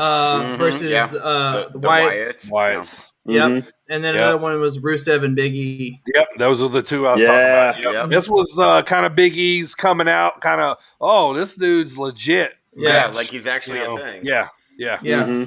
But that's on my list mostly because of that's what started to propel Seth Rollins. Okay. Yeah, that's a really good AJ, number 3. So my number 3, let's see, check my notes, is Money in the Bank 14 when Seth Rollins wins the Money in the Bank contract and then goes on to cash in at WrestleMania on Roman Reigns and Brock Lesnar. And I chose it because it was the coming out. This is all what I have written down right now. Moving on. Seth Rollins. We do this every week. Money in the Bank 14. Every time. You guys do this every time. Yeah. All right. That Primo or Dirty, you have to ask for Primo's number 2 first as well, because let's see if we can follow a trend. But that's my number 2. Same as Primo. We'll stick where we are, but you forgot to tell Primo. You know what happens. Oh, I'm assuming that I'm going to get to that later. Oh, you are? Okay. Okay. All right. It's obvious we all have the same number 1. Well, they're probably just flip-flopped a little bit. My number 3, Money in the Bank 2016. Cena, AJ, Ambrose won the Money in the Bank. Rollins beats Roman Reigns. Ambrose cashes in. Boom. Number 3. Probably one of my best. So, Michael, continue the trend. Number 2. Well, number 2, I decided to go with the very controversial 2016, where Ambrose actually won and cashed in on the same night. Yep. One, Rusev, now known as Miro, beats Titus O'Neil. Yep. AJ Styles and Cena in a 15-year-in-the-making match. And in a fatal 4-way, the New Day go over. Yeah. All right, Primo, where you at for number 2? Primo has Money in the Bank 2016. And the only thing different that I will say, it's been mentioned twice now that Ambrose won the title, right? Yeah. Because he cashed in his Money in the Bank. What we didn't say was Reigns was the current champion. Yeah, he was the champion. Rollins pinned him. Yeah, I said that. And then Ambrose was cashed. This was all within 5 minutes. The entire show. Yes. Yeah. A lot of crazy stuff went on there too. And I think when Ambrose won that night, that made it where all three members of the Shield were world champions. Yeah, in one night. After Ambrose won. Yep. Yep. AJ? So this one was kind of tough for me, but ultimately I went with Money in the Bank 2016, and I'll tell you why. The Golden Truth defeated Breezango. Oh, sneaky. I totally forgot about sneaky pay-per-view banger of a match right there. I mean, what else do you need? I mean, instant classic right there. Oh wait, no, I'm sorry. The Lucha Dragons defeated the Dudley Boys. Wow. So, number 2, 2016, for every reason that was mentioned. But I will say that the AJ Styles John Cena match and their feud, because they had a series of like 2 or 3 matches, are my favorite of all time. Yep, that's where the whole face that run the place came to. The face that runs the face, and I defeated John Cena. Let's beat up John Cena. Let's beat up John Cena. That's what it was. Yeah. Well, let's see. What did we do? We beat up John Cena. Yeah, loved it. All right. So number 2 for me, circling back around, was 2014. Rollins won Money in the Bank. Cena won. Usos won. Big E. Okay, boys, let's circle all back around here. We're all gonna pick the same one. All right, wait. All right. We're gonna say the year all at the same time. Okay. Money in the Bank on the count of 3. We're gonna say the year. Ready? 1, 2, 3. 2011.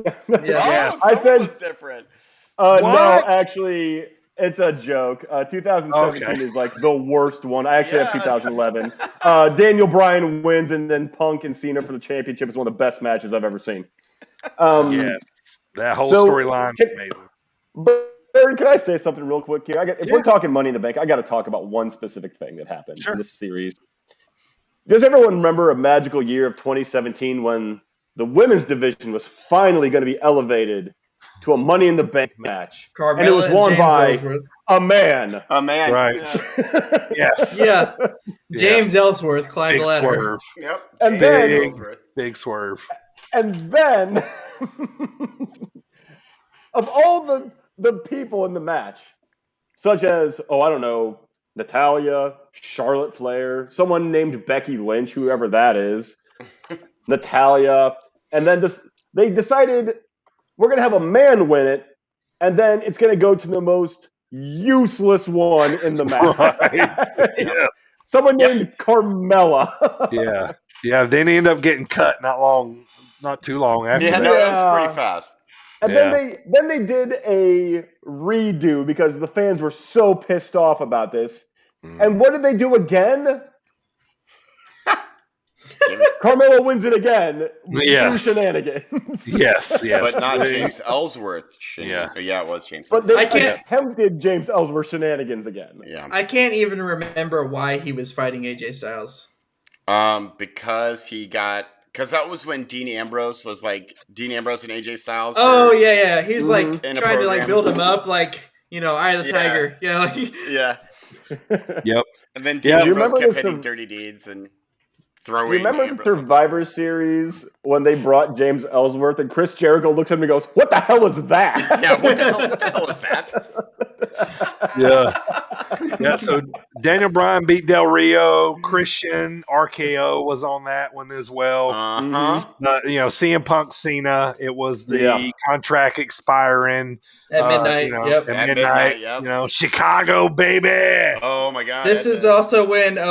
So Mark Henry opened up the Hall of Pain and inducted Big Show as his first member, right? Big Show. Yep. Daniel Bryan in the same night wins the SmackDown ladder match, which at the time the heavyweight championship was on SmackDown. Yeah, it was on SmackDown. Which led to the future of whenever they had Mark Henry and Big Show had the cage match, and Daniel Bryan cashed in on Big Show. Yep. Nice. Well, we were all very similar. We called that. We knew we would be. Also, Bird, that's also one of the only times, and you just mentioned this earlier, where they broke out the pile driver in a WWE main event match. Yeah, that hasn't happened in a long time. Punk and Cena did the pile driver, and what are they going to do to Punk? He's leaving at midnight. Right, yeah. Was that the last 5-star match that the main roster has had? Was it Punk Cena? Because I don't know if they've had another 5-star match since. I think it is. Like NXT has had like 4 of them. Like NXT's 3 of them had were in one several night. of them, yeah. But the main roster, though, I think it was Punk and Cena, the last one that they had. That was the last I'm gonna night. check. I'm gonna check the Google machine real quick. That was the last. That was the last night that he used the Kill Switch song. Yeah, it was. Yeah, that's right. He came back to Cult of Personality. Came back to Cult of Personality. Yes, oh man, I love that. And then the pipe bomb ended up being later on. Like, that's great. All right, well, that's the Dropkick discussion of the week. That is our top 3 pay-per-view Money in the Banks. We're basically all the same, but just a smidge, different all the way around. All right, let's get to news and notes. Rumors. Anybody watch Dynamite Kid, Dark Side of the Ring? I missed it. I have not had a chance to catch that one yet. I watched it I did today, watch it. actually. Yep. Yeah. Yep. Interesting. It was, they had both his wives on there. They had Dangerous Dan Spivey, who was one half of the, what were they called? The Twin Towers, him and Mark Calloway. Him and Mark Calloway. Yeah. Undertaker. Twin Towers. Mm-hmm. Yeah, Twin Towers. So he was on there.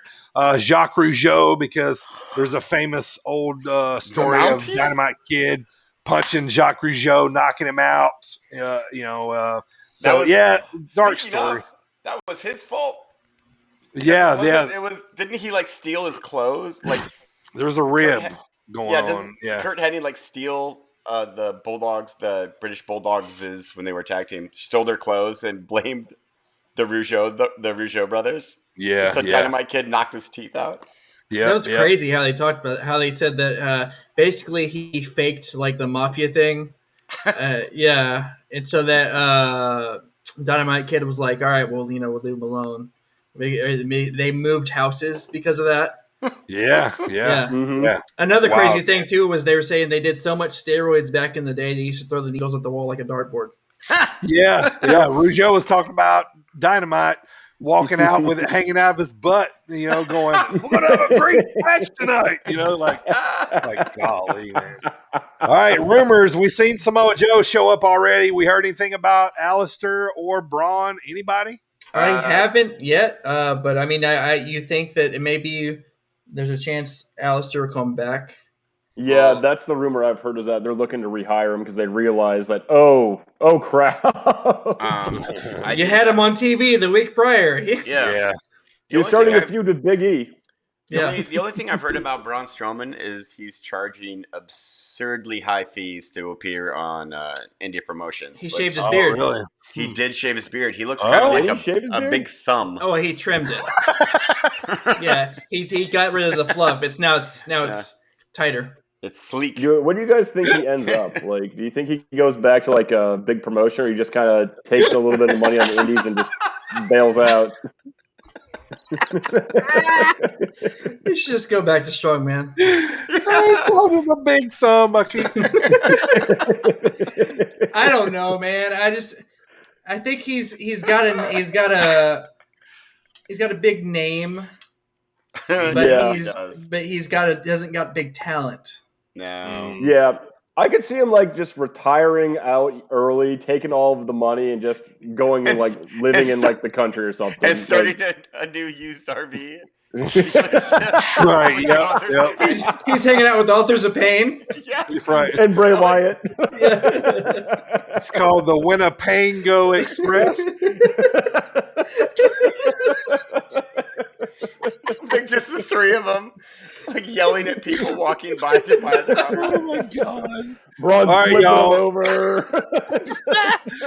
Best thing in wrestling right now, and why it's RK Bro. It is RK Bro. Because I talk about it every week.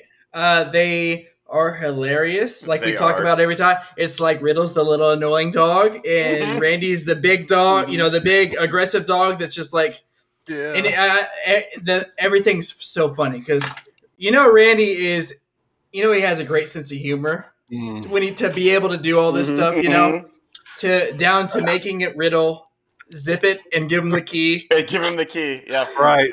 I like how sometimes he'll put it in his boot. Sometimes he'll throw it in the trash, and Riddle's like looking for it, like panicking. Right. The funny part of me is how Riddle hangs on to every emotion that Randy does. Yes, if he's happy for a second, Riddle goes berserko nuts. Like, oh my God, he's happy. But if he's mad, he's kind of like, oh. And every time he goes out to the ring with Randy, he sings his entrance to him. Yep. He's right down there with him on the ring, doing the same thing. Yeah. All right, guys. It's like he's hanging out with his big brother. Yeah, it really is. Yeah. Really. I can't wait to see this elevate and then the blow off later on down the road. Yeah. All right, so we talked about it a little bit earlier, the evolution. You guys interested? Nope. No, or wait and see? Nope.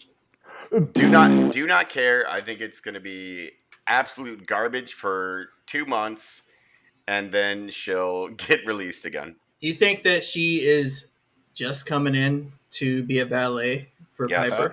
That was going to be my thing. Like, let's just say for the sake of saying, you know, Eva is a valet type person. They put Piper with, say, Nia Jax. You know? Oh God! I'm just saying, like valet type. So yeah, I don't know. I mean, I don't know. Apparently she's been training to wrestle, or has continued. So. Has she been training to talk? Because apparently not. Because she's still garbage at talking. Wrestling. Let's not forget the wrestling. Yeah, but hang on, boys. Can we judge that this time though? We haven't seen any of that yet. And she's barely talked and she hasn't wrestled. Eva. Yay! Yep, we'll see. No, I just get the impression she's just doing this to like build her own brand up, right? Like she's not fully committed. Bamf out again, and this is gone. If she is though, if she is doing that, I give her full credit. It's good for her if that's what it was definitely an interesting debut. All right, getting towards the end of the show here, Primo. Run down Hell in a Cell card for us here real quick. Yeah. And we'll just run around, give quick little predictions of who you think you'll win. Primo's going to read them off. Michael, go first. So I will say this. I was very surprised that there's only 5 matches announced. Yeah, there haven't been many announced right now. Yeah. So far we have, first up, sorry to do this to you, Michael, Alexa Bliss versus Shayna Baszler. Alexa Bliss. Alexa Bliss is a decorated champion. Like, she's so good at it. So plus they're gonna keep doing this like spooky supernatural stuff as long as they can. Hopefully they stop soon. I don't want it to continue, but I think Alexa Bliss is gonna take it. Every week she has more dark stuff around her eyes. It's just gonna be like to the point where she looks like Spawn. And it's just going to be like terrible. Like Venom. Next up, we have Bayley versus Bianca Belair for the SmackDown Women's Championship. I'll take this one. This is Bianca. This is probably I don't see they're going to play this on here for a little while. Schmazzy. I said Schnazzy like a Schnazzy. Schmazzy finish. What are you trying to say, Dirty? Schmazzy finish at the end, and we continue to move on. Yeah. Yep. Maybe she finally loses at SummerSlam. Yep. Yeah. Next up, the other women's championship: Rhea Ripley versus Charlotte. Charlotte. I'm absolutely. Rhea Ripley has been a crap champion. Same thing with Bianca Belair though. Like I think they might be getting cold feet with Rhea Ripley because she's not carrying the brand. Like, so I think they're going to pull it off. Yeah, SmackDown's given Bianca. I gotta say, I didn't really notice that until you just said it because I'm always skipping past Rhea Ripley. But exactly. But that's. But yeah, I know that makes a lot of sense. Like, she's just not. Point. Yeah. Mm-hmm. Like they keep going back to Charlotte for a reason because she can carry the belt and make the championship mean something. That's right. I mean, it's of all time. here's what they need. If they're gonna give her the belt again, let her hold it for like a year and a half, 2 years. Just make it mean something back again. in the day when somebody would hold it for years on end. Yeah. Yeah. Becky's coming back, so they're probably playing that in the storyline too. Yep. What to do with Becky coming back, because as soon as they can run a storyline and get Becky back the belt, it's going back on her. So. Yeah, it's going right back to her. If they're going to give Becky back the belt, then keep it on Ripley. Then no. See, I think Becky needs to beat the big heel, which is Charlotte Flair. Well, I want Charlotte. If Ripley beats Charlotte, then wouldn't Becky be stripped? Well, it depends if she's coming back face or heel, though, right? Oh, Becky can't come back heel. There's no way. They'll make her come back heel if they feel like it. Next year, be on Raw. Let me ask you that. I want to see Charlotte Becky for the title. Main event. Rollins returned from having a baby and he was heel still. This is a good point, yeah. All right, next up. Moving on. AJ, you have to take this one too. Roman Reigns versus Rey Mysterio. So the thinker. So inside Hell in a Cell, by the way. So 619 and new, right? Yep. No, he's not. It's gonna be a schoolboy. That's schoolboy. Roll. Rey Mysterio. Rey Mysterio is he's been developing his new finisher, which is the devastating schoolboy. The surprise roll up from nowhere. At one point, child Dominic is going to fit through the bars to help his father, and then scamper away because that's what children do. They scamper. This is them scampering. I can see him getting murdered a third time by Roman Reigns in Hell in a Cell. It is going to be an absolute squash. Roman Reigns is going to destroy Rey Mysterio. Very quick. Yeah. Yeah. Why even put it in a Hell in a Cell? Like, it'll be a drubbing. Damn cell to come down, then it will for that match finish. All right, final match. For the 60th time, Bobby Lashley versus Drew McIntyre. Inside Hell in a Cell this time, though. Bobby wins. Feud's over. Some new feud I'll take this one. No one wins. We all lose. That's what happens. Yes, we all lose. Michael is spot on that one. All right, quick little notes, guys. I hear that maybe somebody on the show might have been on Raw Monday. Yeah. So I was on Monday Night Raw. Somewhat of a celebrity. Nice. They called me. They said, "Hey, champ, we need you. Raw is going down. We heard about you. We heard about sit down marks." I said, "Let me bring my sit down marks championship." We need ratings, man. We need ratings. And I showed up. Unfortunately, they did your boy wrong, and they put another LED person in front of me. They did. They just blocked your face. All you can see is this flag right here. Yes, you can't see the flag. I was hoping they were gonna ask you to be on the playground segment. You're like, absolutely not. Yeah, no. Take me off that show now. Yeah, no. I changed my mind. Throw Lily in the trash. Yeah, and then get rid of your TV. All right, couple little quick notes here at the end. Believe it or not, John Moxley is a dad. How about that? Oh yeah, Renee. Yeah, girl. Him and Renee had a little girl. Yeah. That's why he's been written on TV congrats to them, for a little bit. No, last little note here: 2 recent retirees. Leah Rush recently announced retirement. Now it's wrestler retirement, so we're going to take it with a grain of salt. But Leah Rush, and then as of today, just a little while ago, ACH. What was that about? Yeah, I don't know. It's kind of out of nowhere. What happened there? He's been on the independent scene. He was in NXT for a little while, back on the independent scene. Yeah, so we'll see how it goes. But but he announced that earlier, and a lot of people were saying thank you. Honestly, I'm gonna say this real quick. I was at AAW show when ACH won the title for the first time, and it was a very kind of religious experience. It was really cool. It was very emotional. Wrestlers came out, talked. A lot of not a dry eye in the house. It was very, very, very cool moment there. So best of luck to ACH if he does end up retiring. All right, guys, let's take her home, man. Anybody's favorite champ has changed. Mine's been Omega. I'm gonna stay. Primo and AJ, I think y'all were Roman still. You're Rusev now. Yeah, we've been going back and forth from Miro to Roman. I'm going back to Miro. Because I still love Roman, but a rumor we didn't talk about that I don't want to bring up. Don't talk about it. Okay. Because you're gonna make it true. Well, I'll say it, so maybe it won't come true. AJ heard that they might turn Roman face. Yep, there's rumors that they're gonna turn him back. No, don't read that nonsense. Yep, I've heard that rumor too. Oh, all right.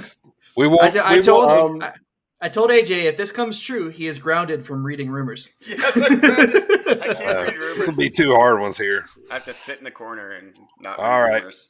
Thumbs up, thumbs down here about what you love about wrestling, what you don't love about wrestling. Anybody want to take that one first?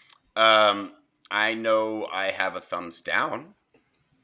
I'm going to say thumbs up for how Miro's being booked as a champion. Just as a strong, dominant champion. The way he should always be booked. Thumbs up. Well done.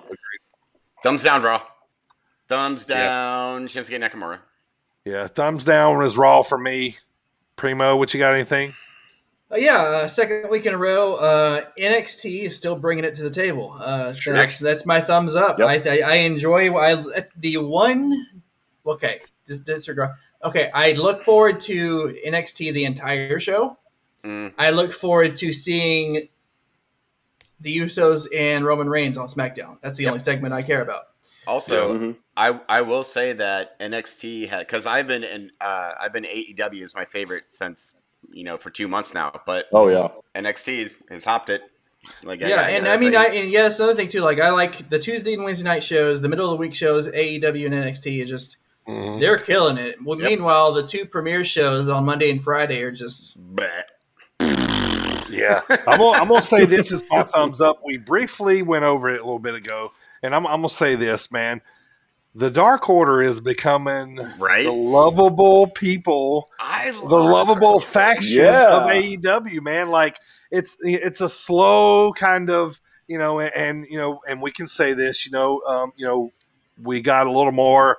Our heart got a little bit bigger for Dark Order after Brody passed. After Brody, So but I love the story. I love how they're putting Evil Uno back out there. I look how they're putting 10 out there. I just kind of like this story with Colt Cabana. It's a little bit of a feel good, man. Like I might even shed a tear if like Evil Uno wins the TNT title by an accidental. By accident. Like Miro slips on a banana peel and a ladder falls on him and random oil slick. Yeah, and Uno is like all that. Like I would take it, man, because I kind of like the story. But all right, guys, new logo, man.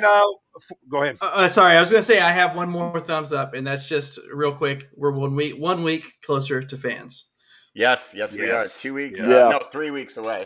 The more the better. Impact. Get to it, man. Get those fans back in there. All right, guys. So, we got the new logo here today. Thank you guys for watching here today. I hope you guys enjoyed that. Yeah, got a brand new logo. Excited about that. We got a brand new sponsor here, 1310 Apparel. Use promo code SPORT30 at 1310 Apparel. That's 13 spelled out with the number 10 apparel.com or bigcartel.com. Is to use Sport30 to get 30% off. So also, guys, we're going to be we're kicking up the podcast here. Wrestler interviews are on the way. We got Big Beef coming up at the end of the month. After that, we're going to be interviewing wrestlers from the United States and the UK. So it's going to be interesting and fun as we get into that. So next week's show. Ziggy's coming back as of right now, so hopefully he'll be on the show. We're going to talk about our top 5 favorite wrestler entrances of all time. So it's going to be so excited for that. Nice. Yeah, that one's going to be fun. We're going to talk about all the wrestling that's coming up. So that's going to be our Dropkick discussion. Michael, thank you so much for coming back, sir. We had a blast. Always a pleasure. Michael, the official winner of the brother Punjabi prison match. He rolled up AJ in the back for the win. While you guys didn't see that earlier, so in true Punjabi prison match, no one saw what was going on. So that's right. That's right. I want to thank all of my hosts. Primo, appreciate it, brother. AJ, Yes, thank sir. you guys for all that you do. Everybody listening out there on Spotify, iHeartRadio, Apple Podcasts, Google Podcasts, Stitcher, TuneIn. But most of all, man, sportinariumradio.com. We are live at 7:15 Eastern time every Friday. The show here is played live on Fridays right after the Thomas Bryce show, man. We're excited. Can't wait for this one to come out on Friday. So thank everybody if you're listening right now, man. We cannot be grateful enough to all you guys. So, but yeah, that's what's coming up, man. And anybody got anything before we go out? Grab them cakes. The official outro now of Sit Down Marks. Thanks for tuning in, guys. Episode 15 next Wednesday as we are rolling through these things, man. Appreciate you guys all tuning in. All the video replays are available on twitch.tv/DirtyBird33. That's bird with 2 eyes in the bird. And all our audio versions are available across basically every platform. If you can listen to it, we're there. So get us in your ears. Thank you, guys. Sportinarium.com on Fridays. Going to be awesome. Thank you guys for tuning in. It's been an awesome show today. AJ, Primo, and also Michael. Michael, we will see you soon, brother. Mm-hmm. Yeah, it sounds great. I'll catch you guys later. All right, everyone. Yep. Grab them. What was it? Spicy cakes? Grab them cakes. All right. See you guys next